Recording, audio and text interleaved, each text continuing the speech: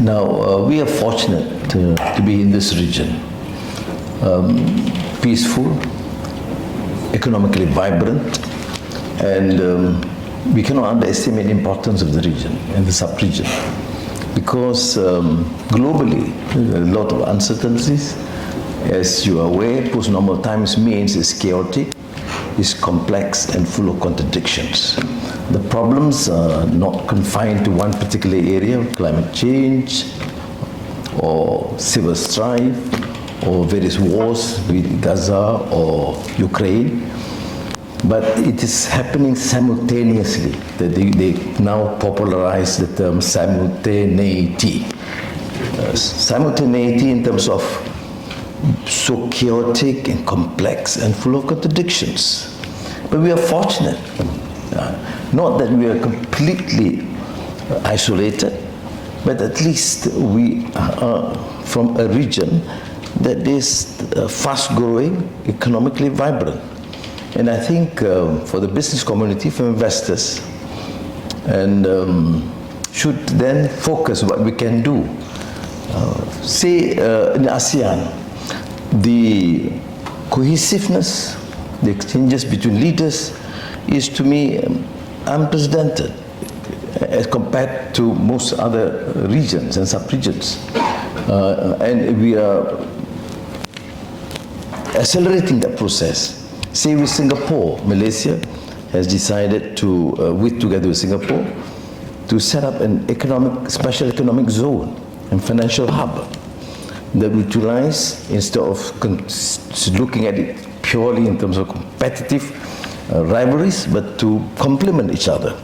With Thailand, Prime Minister Seta, very aggressive indeed, as a typical CEO, businessman, and working hard to ensure that South Thailand and North Malaya form some sort of a understanding, working together to push forward development. And development would cover, which Mana said, in terms of infrastructure, digital, renewable energy, renewable transition, and of course food technology was a major issue. So I think we are fortunate, therefore, to speak about the region with such confidence and complementarity between states and nations. Very rarely do you go to meetings and conferences where leaders will speak about each other and other countries in a positive light, promoting one another.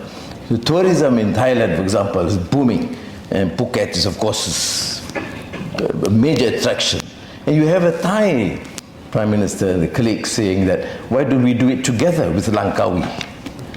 And similarly in Johor, together with Singapore, or in North, Penang and Kedah Perlis, to work together with the provinces in the south.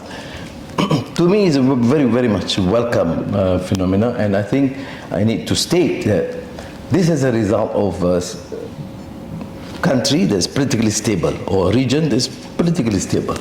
Minor irritation when it comes to Myanmar, but even then, the ASEAN countries have formed somewhat a 5-point consensus that yes, we have a problem, but we'll deal with it together. The solution is a ASEAN solution. And hopefully, the efforts of ASEAN and the neighboring countries, Thailand, Laos, Cambodia, we should be able to try and at least reduce the tension and civil strife that would help again propel the economy in the sub-region. So political stability to me is paramount. Malaysia unfortunately had to deal with this period of uncertainty for some years. We were fortunate that the government is very strong.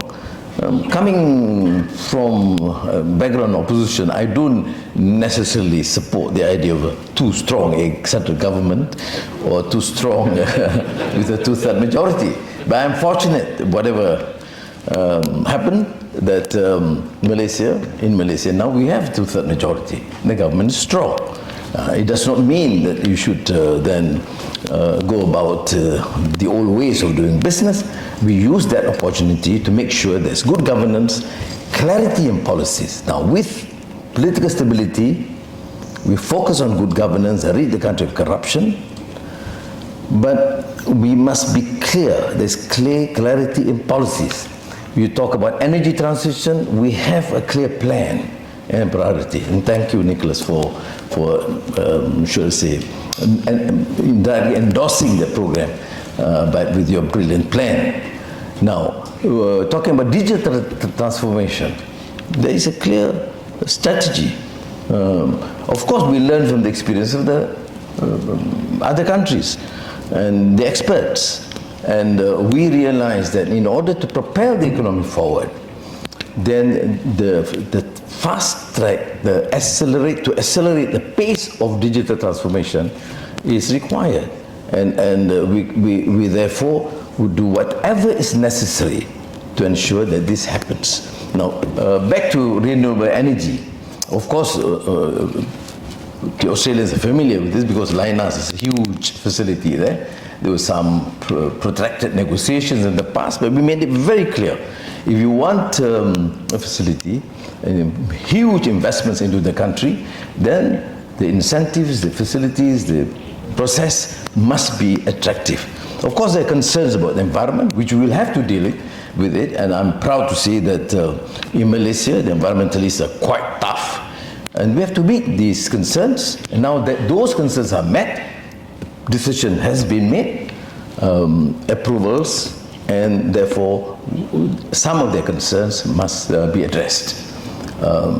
Similarly, in other issues of infrastructure, it's booming. I mean, if you compare ASEAN, and particularly Malaysia, both in terms of bursa or growth or investments to Malaysia, notwithstanding all the problems we talk about, we have recorded last year the highest investment into Malaysia throughout history. This is the highest ever. Of course, this is something which is to me very much welcome, and of course partly, as we announced yesterday, 24 billion ringgit new investments from Australia into Malaysia. That shows your confidence in the country, and I come here specifically to just thank them.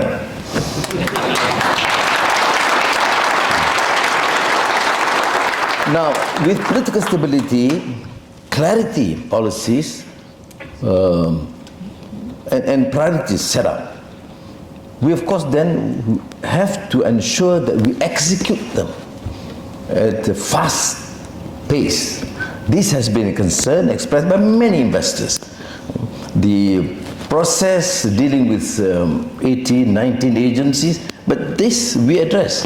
I think that's the beauty at times when you have people a long time in the opposition listening to all the grievances and criticism and now having to deal with it. And I tell you, at times it's better to speak as an opposition leader than as a prime minister. But the benefit, to my mind, positively, is that you actually have heard the issues. Most of the critics, academics, business, have already used the opposition to express their views, either in Parliament or outside. We heard the concerns, and it's time for us to address them. So, thank you very much for this opportunity. I'm not giving a lecture, because the experts are here. I'm here to be able to listen and execute where necessary. Not the execution of Robespierre, but to execute so that it is business friendly and is good for our country and our societies. Thank you very much. Terima kasih.